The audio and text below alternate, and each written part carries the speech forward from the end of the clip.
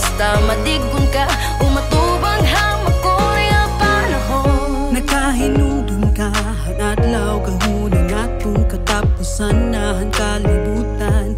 Atong anak na bagan magugunaw na tungod ang duro nga pagparayaw. Atuhan hangin nga ginhuyop ni Bagyo Yolanda. Hanggang kusukan balay gibabali na.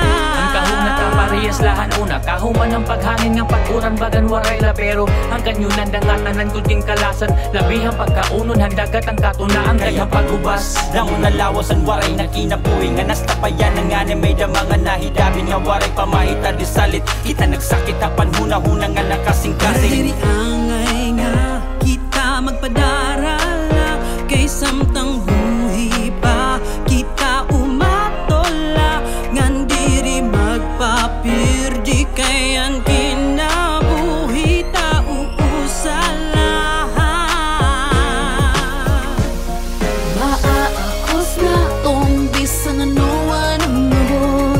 Makusog mga bagyo, ipakita nga kita mas maaakos na tong bisan anuan matabo. Nga problema basta madigon ka, umatubang hamag ko rin panahon.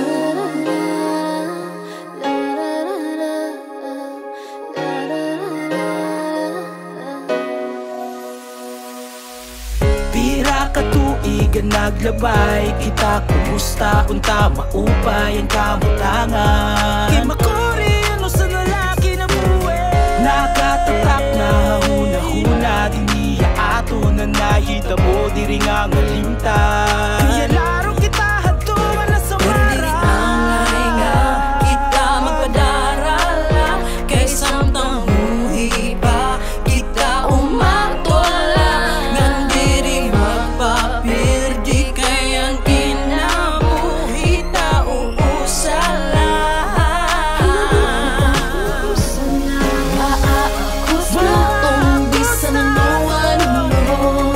Makusog mga bagyo, ipakita nga kita mas makusog. Maaakos na tong bisan anuman matabo.